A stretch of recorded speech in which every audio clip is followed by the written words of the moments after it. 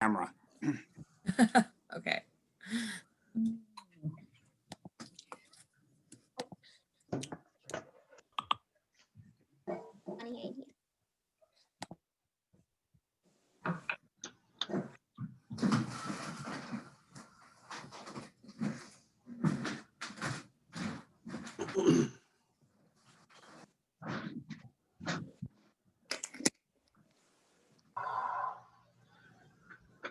I'm gonna time my life. How long is your meeting?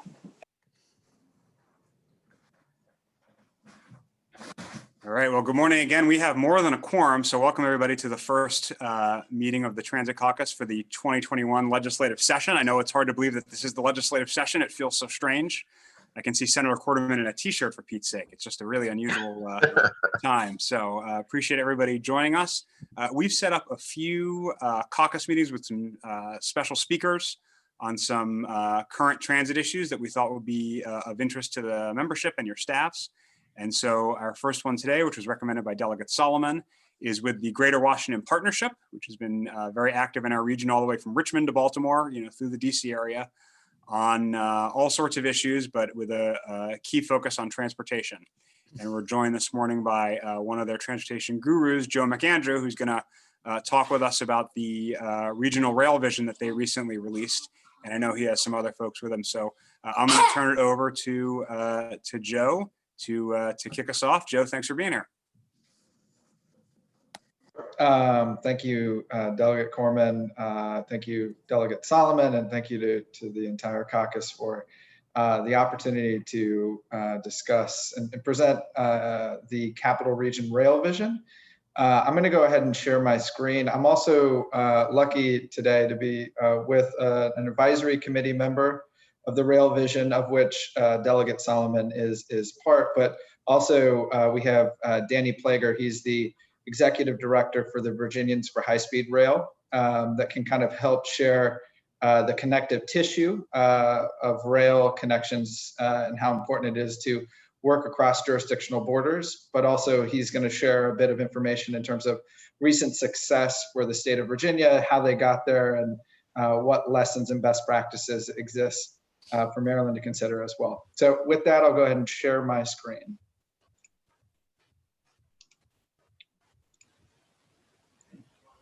Are we good? Perfect. Yep. Seeing head nods.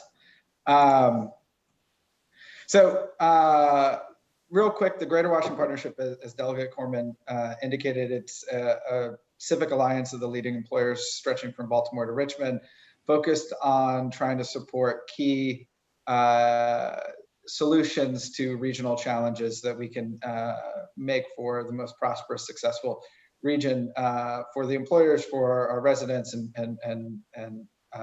ultimately maximize our opportunity. Rail, as we see it, is one of those underrepresented or I guess unlocked sleeping giants that can better connect our economic engines in terms of Baltimore, Washington, and Richmond, and points in between. And it takes some prioritized focus and investments, but with sustained support both from elected officials and planners and transportation leaders, we think we can really turn this into a key asset for the region. So real quick, what do we have stretching from this Baltimore to Richmond landscape? We've got tons of plans that are expecting bigger, bolder delivery and execution of rail. In Maryland, we've had two growth and investment plans for MARC, and now we've got the MARC Cornerstone plan that all three of them expect or plan for markedly enhanced and expanded MARC commuter rail system, as well as connections into Northern Virginia and Delaware. The same goes for VRE on the other side of the river, as well as Amtrak and COG, the MPO for the Greater Washington region. We've been planning for greater service going back decades, but we haven't necessarily had the focus and the prioritization and the wherewithal to see those plans in through to fruition. I think Virginia, and Danny will hit on this in a second, has done great work in staying prioritized on their plans and moving towards execution, which is important if we're ultimately going to see greater success in this space. So the Greater Washington Partnership and many of our partners are looking for a more integrated regional rail network, and the time couldn't be more ripe. While we've had many plans, many things are starting to move in to focus that could go ahead and enable a more integrated rail network. A lot of these are physical barriers that restrict our ability of more fluid, more service from Baltimore to Richmond. You know, one of the big ones is Long Bridge, which may not connect to Maryland, but it will unlock the ability to run more trains between Virginia and DC. So running more trains from Maryland into Northern Virginia or vice versa up onto the Northeast Corridor or onto the Brunswick or Camden lines. That's the 2-track bridge that connects over the Potomac. And Virginia is leading it with DC's support and moving it into design and then into construction in the next couple of years with an expected delivery in late 2020s. I don't want to steal Danny's thunder here, but Governor Northam, Secretary Valentine, Amtrak and CSX also announced the most transformative rail deal, I would argue, since Amtrak was created years ago, where Virginia is going to go ahead and take over right of way from the district border down to North Carolina, as well as other areas of the state that were under CSX control, it giving the ability for Virginia to really kind of own the destiny of each one of their investments, providing greater return on that investment from the DC border down to North Carolina through Richmond. So it's a huge opportunity with the state owning the right of way. Washington Union Station has more riders than all of our airports combined on an annual basis. That's moving forward and planning for modernization and expansion. We've got a new BNP tunnel that's advancing in Baltimore that would unlock the key bottleneck that restricts travel on the Penn line between Baltimore and DC. And then, you know, on Wednesday, we're going to have a new president. And we all know that the president has an affinity towards rail, may have ridden through the BNP tunnel more than anybody outside of Amtrak's conductors, and is going to be taking a keen interest with his appointee, Mayor Pete, to US DOT secretary spot. That's going to be a big opportunity. So we've got a lot of momentum, and I think what we were trying to do at the Greater Washington Partnership with our partners throughout the region was really kind of step back and say, if these projects are moving forward, how can we look at them at the macro as a sum of all of their parts rather than just an individual project by project, and then try to knit together and optimize that integrated rail system. So with that, we set out to create the Capital Region Rail Vision in summer 2020 with our partners, and we released the vision in December, and we're currently working on a more technical report that's going to have a 5-year action plan and a better, more expansive indication of what the benefits of the vision will be, and that's expected for delivery in December. But the group identified 3 goals for the effort. One is enhancing regional economic competitiveness and collaboration. 2, making sure that we can provide good jobs for folks that need them the most, as well as making sure that small business owners of all types can locate in these new rail station areas that are thriving, as well as more affordable and moderate housing. And then finally, the housing bit. This is an opportunity to go ahead and unlock a lot of our housing pressures and enable people to live in different areas of the region and be able to get to jobs in our central business districts. The rail vision has a few key elements that are going to support our achievement of those goals. One, we want to have bidirectional run-through service at all times of the day. That is not just running one direction, say as the Brunswick does in the morning and home in the evening, and also providing service on the weekend. So we want the trains running both directions, all hours of the day. We want to have a seamless rider experience that's focused on integrating fare policies across MARC and BRE and Amtrak, and providing a coherent brand for MARC and BRE for those trains that do go beyond Washington Union Station. We want to increase the level of service during peak hour. We want to see 15-minute frequencies for our core stations. We want to see all-day service as indicated. We want to see night and weekend service as well. We're going to need to see greater operational coordination between our rail leaders, MARC, VRE, Amtrak, DDOT, and the like. And then we're also going to need to see focused prioritization for a capital investment program so we can go ahead and get these physical barriers out of the way so we can realize the full vision. And if we do that, we believe and are fairly confident we're going to see markedly better service, which is going to drive, greater economic productivity, greater access to opportunity. So on the next few slides, I've got a few benefits by geography. So first, Baltimore Penn Station to Washington Union Station, we're expecting a 200% increase in service. That's going to exceed or better car travel or existing transit travel provided by MARC. Next, Baltimore Penn Station to Alexandria, one-seat rides that don't exist today. We're going to see a market increase and better travel times. Odenton to L'Enfant, tons of federal job connections there. Again, those connections don't exist today. We will have the capacity to run those trains at 43-minute headways, creating great opportunities for transit-oriented development at Odenton, but also new job growth opportunities as well in Anne Arundel. New Carrollton to Crystal City, you'll see 30-minute trips, market increase.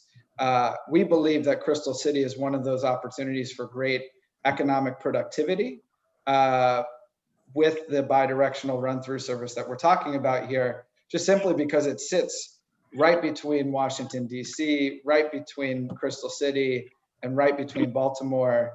It's got Amtrak service, MARC, VRE service, and WMATA service. There's great opportunity and great upside here.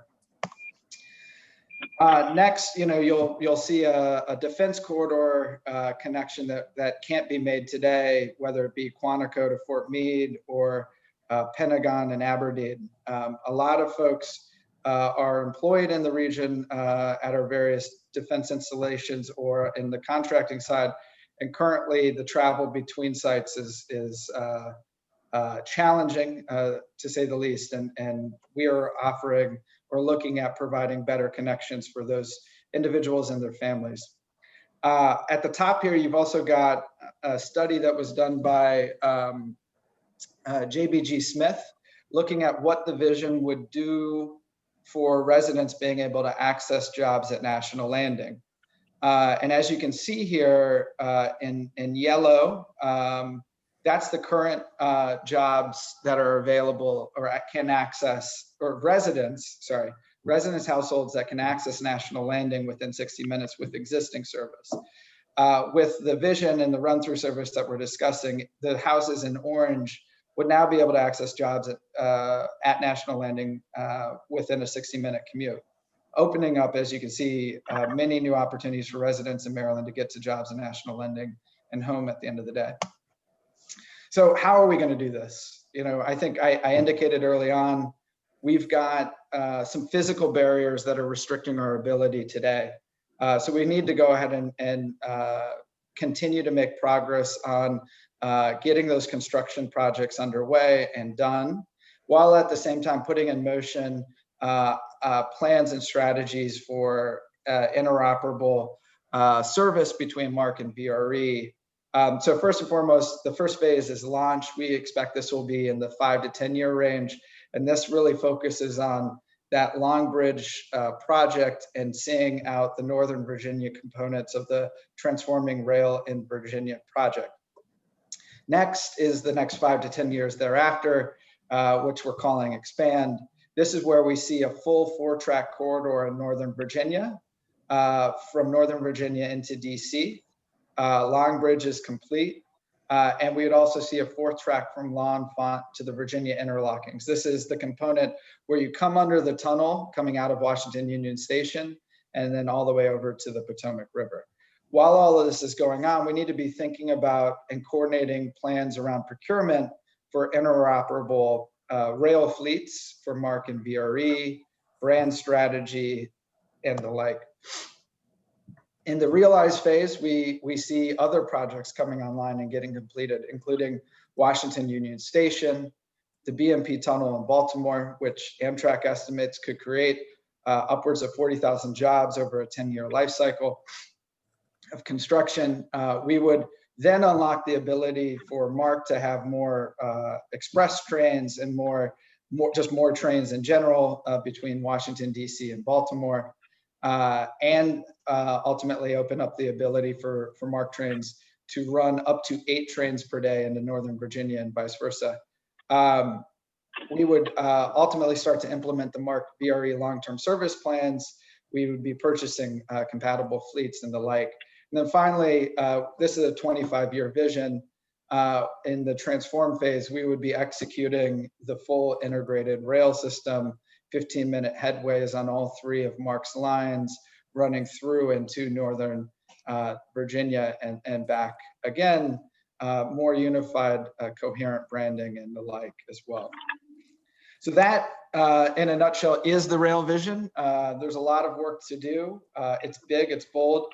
We couldn't have done it without the support of the advisory committee. You can see here who was at the table helping guide our work. A good, broad, diverse group of folks from Baltimore to Richmond supporting the endeavor.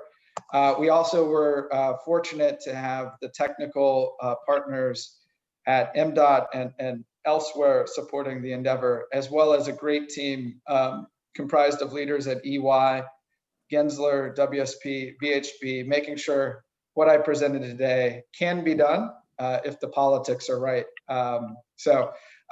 With that, I'm going to go ahead and, unless Delegate Corman, you direct me otherwise, I was going to go ahead and hand it off to Danny, an advisory committee member of the Rail Vision, to kind of connect the dots of the importance of this work in Maryland to Virginia, and then also provide a bit of an educational component of what Virginia is doing, if that makes sense. Great, sounds good. Perfect. Excellent.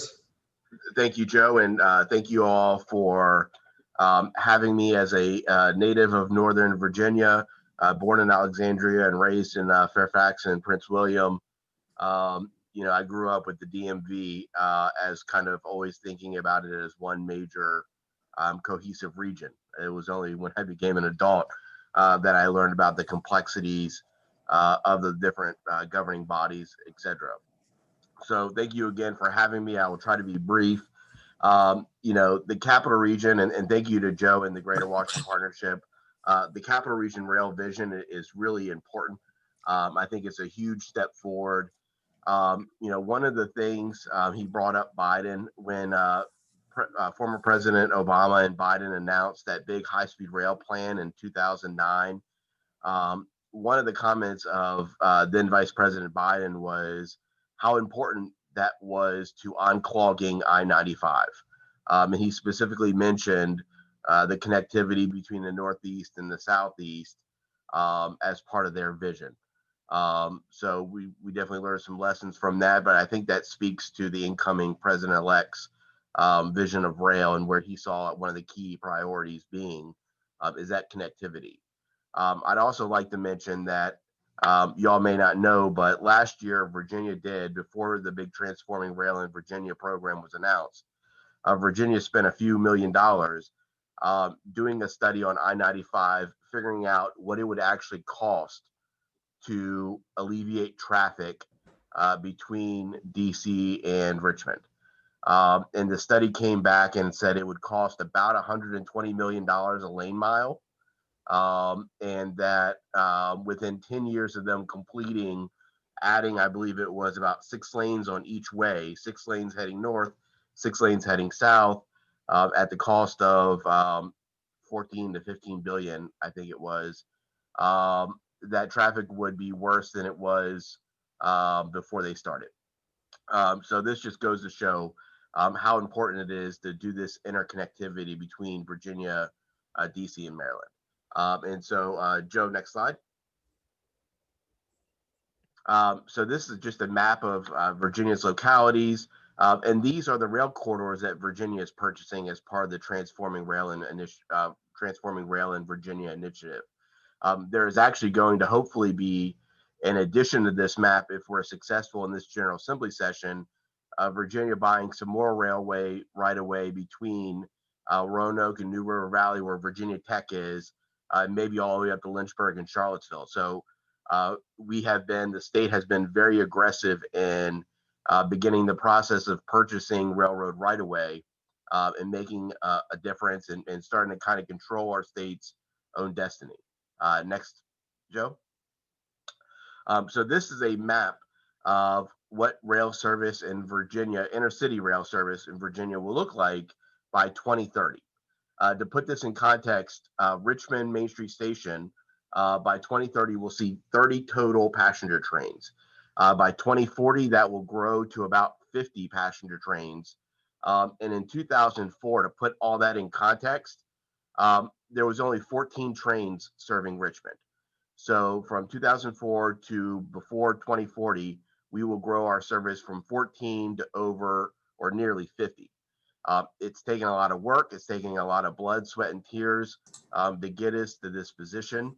But that kind of goes to show that once you kind of break the dam a little bit, the opportunities really start kind of flowing. Next slide, Joe. And this is what we envision, the state envisions our commuter rail is going to look like by 2030.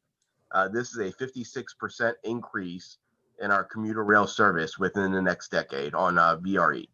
And so this is all because of the Transforming Rail in Virginia initiative and everything that comes out of that huge program. So next slide. So briefly, I will just go along all the things that have happened since December 2019 when the governor announced this big $3.7 billion program. We're buying half of the DC, Richmond, Fredericksburg, and Potomac Railroad.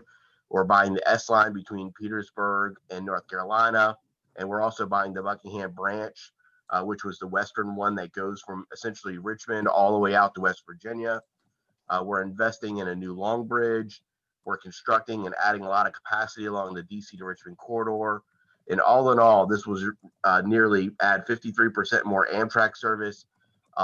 And as of right now, it'll have 39% more VRE service with the opportunity to increase that even further. Next slide. And then part of that is funded by last year in our General Assembly, we passed a huge transportation omnibus package. It created a new Commonwealth Rail Fund and dedicated 7.5% of all our transportation revenue goes to this new Commonwealth Rail Fund. And so that's equivalent of about $150 to $160 million a year. Dedicated annual funding is increased 22% from 130 to 167. We created a Virginia Passenger Rail Authority, which allows the Commonwealth, because of the way our Constitution is, the state is not allowed to directly own certain transportation assets. And so the Rail Authority will allow us to own all this right away, maintain it, and kind of manage the projects. And we also did a Commonwealth Corridor study, which is looking at connecting east-west. Right now, all of our trains in Virginia go north-south. So we're looking at connecting our Hampton Roads region through Richmond out to southwest on an east-west basis. So all that happened in the 2020 General Assembly session. Next slide. All right, you want to click it again? I think, yep, there we go. Just, yeah. So in September 2020, as you probably know, the Long Bridge study was completed. October, our Passenger Rail Authority met for the first time. In November, we got an FRA grant to begin building out the Transforming Rail Initiative. In 2020, and this past December, Governor Northam announced $50 million in general fund money to double service in the Southwest Virginia along our Piedmont Rail corridor. And so, you know, the ball has kept rolling since the big announcement. Next slide. So this is, and yeah, you can click through. So this is essentially, our organization is a coalition we're made up of localities, individuals, economic development groups, and businesses. And we have been working for well over 26 years now advocating for rail service. And so 2008, we got together and said, okay, where do we want to go? How do we want to be successful? We listened to other organizations and other groups. We created our vision, which is why I think the Capital Region Rail Vision is so important because it gives everybody, including organizations like Virginians for High-Speed Rail, our marching orders for the connectivity of more transit. So we did our vision, and then we started collecting data and travel. And I've spoken at more Rotary clubs and Kiwanis clubs, chambers of commerce and environmental groups, and eaten more rubber chicken dinners than I would like to admit. And I'm sure many of you have as well as elected officials. But we always stuck to our game plan. And as the John Lewis once said, we got into a little bit of good trouble every now and again. And what that means is earlier on, we ran into a lot of headwinds with our Department of Rail and Public Transportation. And so we met with legislators directly, folks like you, and we had conversations about how we could improve train travel for their constituents. And so sometimes we had to go around our own Department of Transportation to get things done, to get studies implemented, to get plans moving. And that's kind of what positioned us for where we are today, because we put in all that work earlier on when, the host railroads would say, no, this is not feasible. And we believed it was. And so we worked with legislators to make those plans happen. And so next slide. And so how do we get here? In late 2007, Amtrak released a report that said, hey, we think there can be a couple more routes. We created our vision building off of that report. And we fought and traveled the state, did postcards, and we got that new train out of Lynchburg, launched in 2009. And then one of the things that came up was, and I know there was a question in the chat box asking about money, was how are you going to fund these trains? And so against against our own Department of Rail, we worked with a bipartisan group in the General Assembly, and we passed a legislative study looking at how we fund rail service. And it suggested the creation of a fund eventually called the Intercity Passenger Rail Operating and Capital Fund. And so the study passed. We continued working in 2011, about a year after we got that study introduced. The study came back and said, hey, create this fund, which we called IPROC. Next slide. In 2012, we created IPROC, and we got $54 million in one-time funding dedicated to it. And then the state, that kind of led the state to keep pursuing different grants and doing different projects now that they had a dedicated revenue or had some revenue set aside for it. In 2013, we did our first major transportation omnibus. And the number one issue, because of organizations like ours, we hammered away, was the need for dedicated passenger rail funds. And so when the General Assembly raised revenue for transportation, 1/10% of the state sales tax got dedicated to passenger rail, which equaled $50 million in dedicated revenue every year, strictly for passenger rail. And that was really what kind of lit the rocket that has led to where we are. Because we had this $50 million in dedicated revenue year in and year out from the sales tax, we were able to really start dreaming bigger and vision bigger and really start kind of putting things in place. So you can kind of see all the other things. We extended service out to Norfolk for the first time since 1970s. We extended train service out to Roanoke for the first time since the 1970s. And then we added a second train to Norfolk, Virginia. So we just started really adding and expanding rail service, and the state picked off all the low-hanging fruit. And we got to the point where the question was, okay, we did all the easy stuff. How do we do the hard stuff? So next slide. And so that's what kind of led to the creating the Transforming Rail in Virginia initiative. Was the state of Virginia approached CSX and said, hey, we want to double the Long Bridge. We want to add a new crossing, but we also want to do all these projects so that we make sure that we use taxpayer funds reliably. And CSX, which had capacity in their rail corridor or had additional right-of-way, said, instead of just doing these projects and then we have to take over maintenance and we have to take over all these different things, buy the right-of-way from us. And so that's what Virginia did. And it was because we did all the low-hanging fruit. We had a vision of where we wanted to go as a state. And then we had the dedicated revenue, and then we just kept building off of that. So this is kind of how we're doing. This is what our success as a state and an organization looks like over the last decade. We've increased passenger rail service 31%. We've increased ridership 71%. 6.8 million Virginians have new or expanded service. We've generated about $6.9 billion in economic benefits, reduced greenhouse gas emissions, taken cars off the road, and reduced our fuel consumption. So this was not easy. When we got the dedicated revenue, I can tell you a lot of different people came to our legislators and came to our Department of Rail with huge ideas of let's do this. I think there was even a briefing by the Chinese Railroad Administration came over and said, hey, now that you have this dedicated money, why don't we build it for you in XYZ? But none of it really was feasible for us. We saw the plans that we had, the way we were doing it was the right way to do it. So we kept moving forward. One little piece of note, and I did this because Joe asked me, I looked at our data, and between Virginia and Maryland, every year about 64,000 trips are taken between the two on Virginia's Amtrak regional trains. So 7% of our ridership is between the two states. And so I think that there's a huge opportunity for increasing that and even kind of moving the two closer together and better connected.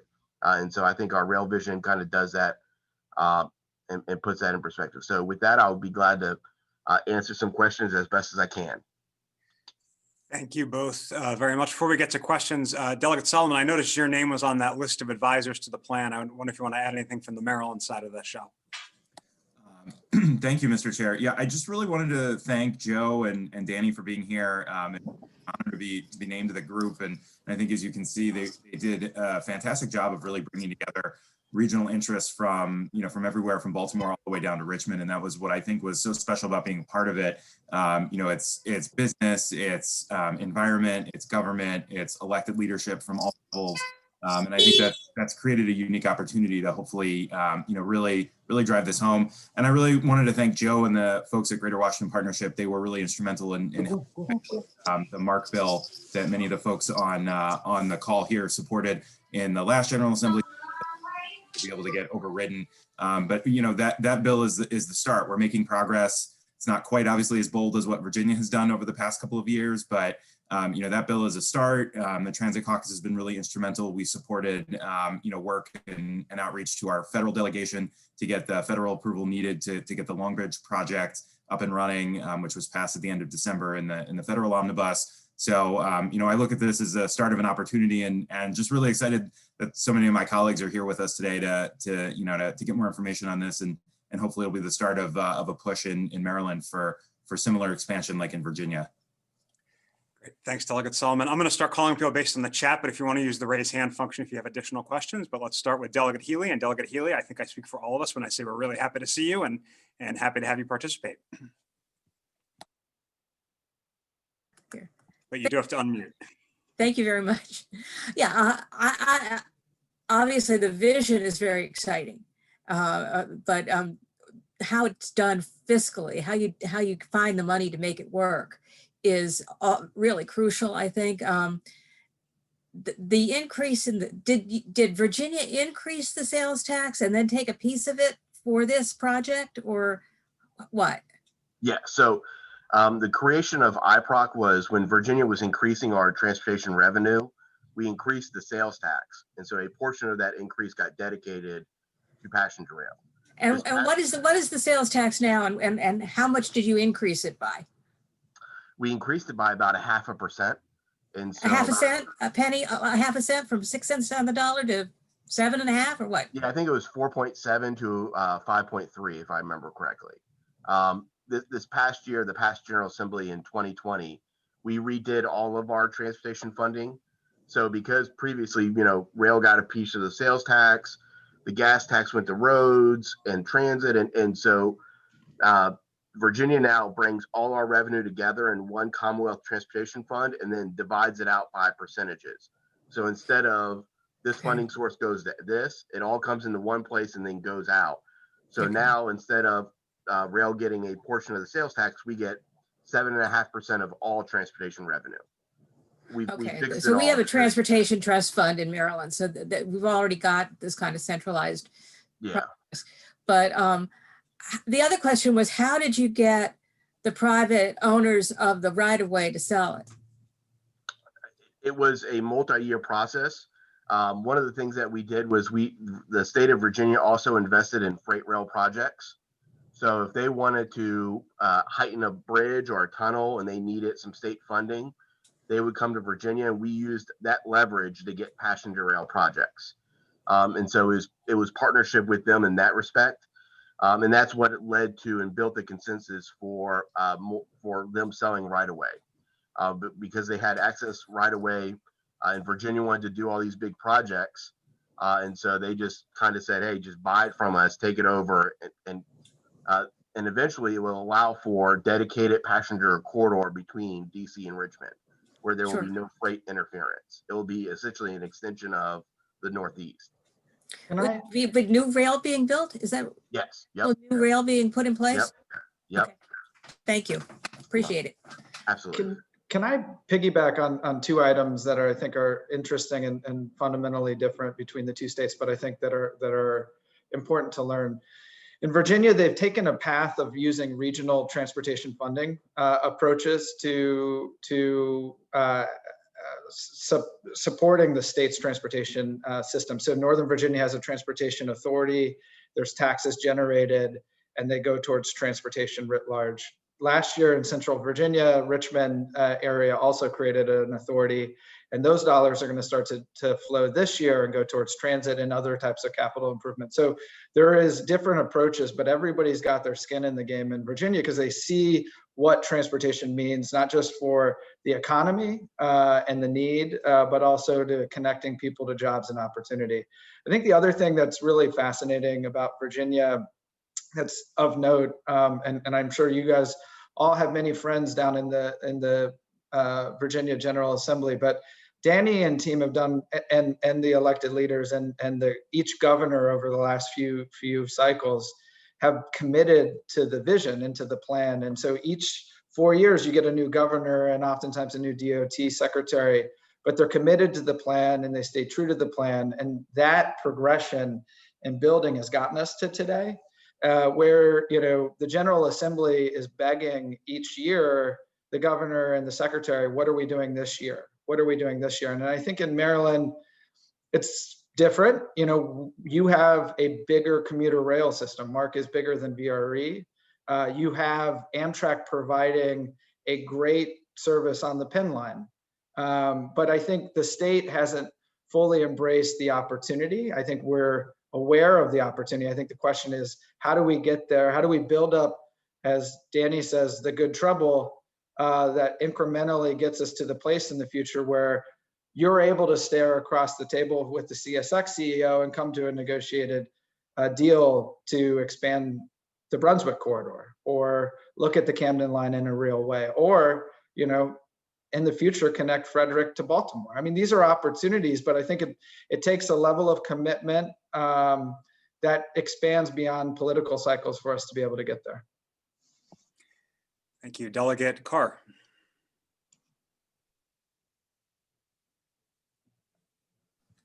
Thank you. Yeah, I guess my question was about electrification. What are your thoughts about the strategy there? You have the MARC Penn line and the Northeast Corridor have overhead electric wires that power the Amtrak trains and used to power the MARC trains, but all the other lines are not electrified, like the MARC Brunswick line, MARC Camden line, and then anything south of Union Station. So what's the vision for whether to electrify or not, or just go with diesel for the run-through service for regional trains and Amtrak trains? So go ahead, Danny, you go first. Okay. Virginia has put in an application along with Amtrak, I believe it was for $500 million for dual mode or bi-mode engines, which essentially will allow it's like a hybrid car. It has both battery and a diesel engine. So that will allow you to turn electrification on or off depending on where you are. One thing that our organization supports electrification, and we've made sure that every plan, every study, every corridor, including the new Long Bridge, DC to RVA, as well as all the way down to North Carolina, all the engineering allows for electrification in the future. So when that point comes, when we have that ability, we are hoping for electrification. So the dual mode is kind of that intermediary step between future electrification on the Southeast corridor between DC and North Carolina and the connectivity today.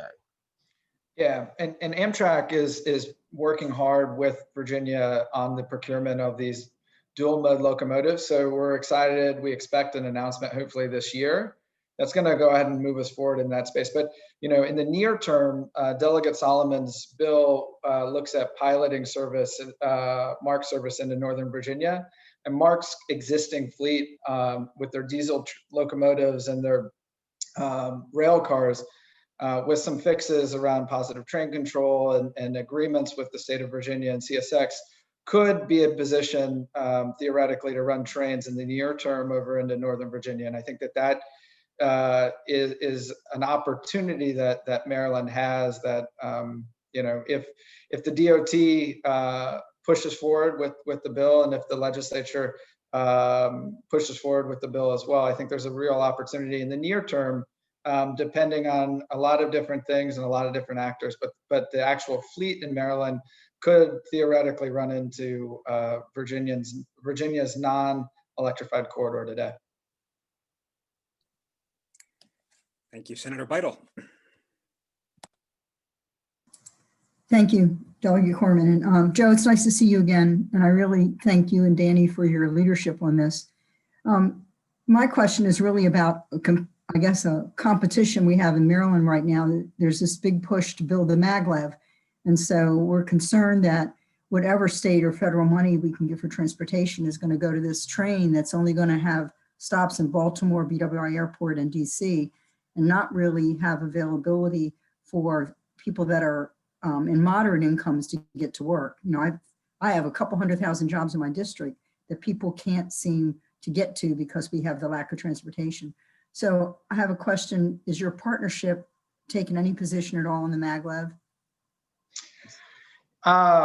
Great question. So we are reviewing the draft environmental impact statement that came out on Friday, and haven't taken any formal position for or against it. I think I'm going to hand it over to Danny, because Virginia has an interesting history with maglev that's worth highlighting. But what I would say that is important to note is that prioritizing plans and investments are really important, and recognizing that there's only so many resources, both funding as well as staff, to do various types of plans and investments, that you run into a capacity constraint at a certain point in time that limit your ability to make progress on the existing system.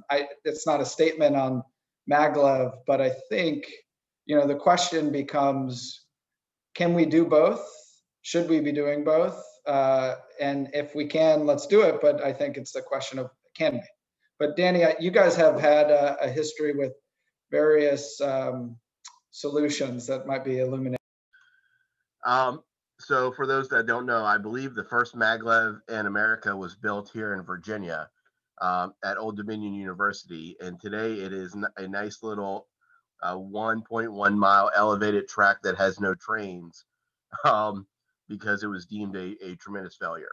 And so what had been a revolutionary transportation studying program is now a program in transportation failures.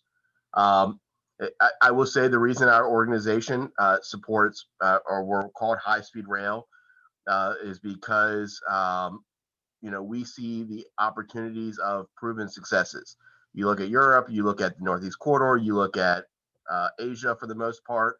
High speed rail trains, the benefit of it is, as the senator, I believe it was senator said, they can serve multiple communities with a regional train. They can serve more stops with a commuter rail, and you can have express trains all operating on one track with less capacity than a maglev, and with less infrastructure investments, with less taxpayer costs.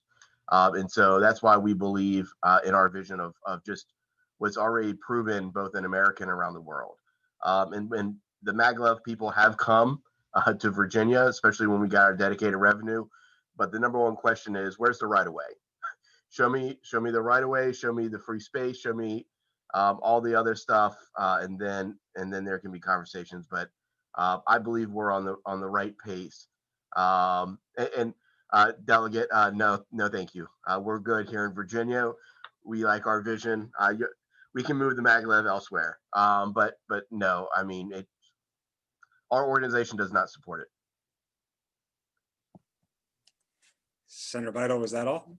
Yeah, that's how we all, those of us that have it impacting our community, that's how we all feel about it. We're just not sure what to do with so much leadership behind it, and that's really where our problem is. But I appreciate Danny. Thank you for your comment. And Senator, I think the president-elect,